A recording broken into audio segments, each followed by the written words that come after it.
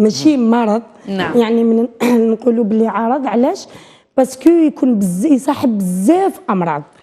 هو عرض شائع بزاف. يعني نقدروا نقولوا اكثر من 80% من لو موتيف دو كونسلطاسيون عند الطبيب يكون يعني هذا الشيء، يعني السعال يصاحب بزاف امراض، وسورتو يعني في لا بيريود هذه اوتومنو ايفرنال، يعني الشتاء والخريف. داكور.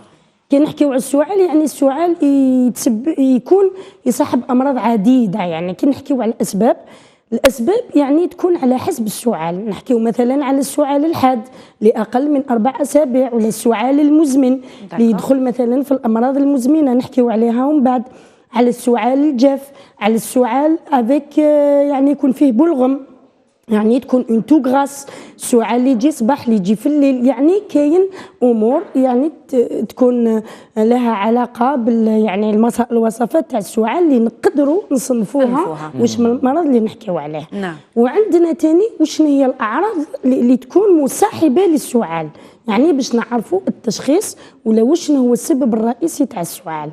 مثلا كل الامهات دوكا عندهم اطفال ولا رضع، خاصه في الفتره اللي رانا فيها اللي هي فتره الشتاء، تشوف ولدها يسعل، يعني وش هي يمكن الاعراض اللي تخليها تقول هذه السعله ماشي نورمال؟ يعني انت اليوم تقول لنا وقتاش نتحيروا على الاولاد نتاعنا ونقولوا السعله هذه ماشي نورمال؟ يعني السعال بصفه عامه هو عرض اللي يخوف بزاف الاولياء، يخوفهم لدرجه يعني ما تقدريش تتصوري. في مختلف الاعمار؟ في مختلف الاعمار، وسورتو اطفال الرضع. يعني نحكيو على 6 أشهر الاولى. يعني السعال وقتاش يخوف؟ انا نحكي كطبيبه، كاين اعراض اللي تقول لازم يروحوا الاستشاره تاع الطبيب، يعني تكون حاله استعجاليه.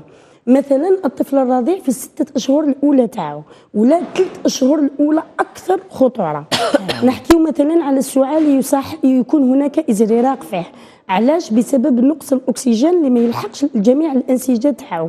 السعال اللي يكون معاه النهجه، صعوبه في التنفس، السعال اللي يخلي الطفل ما يرضعش ما ياكلش، اللي يخليه مثلا يلحقوا حتى الجفاف، السعال اللي يخليه ما يقدرش يتنفس، ما يقدرش يرضع، ما يقدرش ياكل، تكون عنده النهجه هذيك، يعني صعوبه في التنفس. هاد الامور كامل كما قلت لك اللاج ولا العمر اللي يكونوا في 6 أشهر الاولى. وعندنا ثاني اعراض واحده اخرى، السعال مصحوب بحمى، السعال اللي يولي بزاف يعني يدخل في لاكرونيسيتي، ولا السعال المزمن اللي ديباسي 4 أسابيع، ولا مثلا تصيبه يسعل يبرا يعاود يولي يسعل، يبرا يعاود يولي يسعل. هنا لازم نشوفوا علاش، وهنا اللي نولوا نحوسوا على امراض مزمنه من بينها الحساسيه. دكتور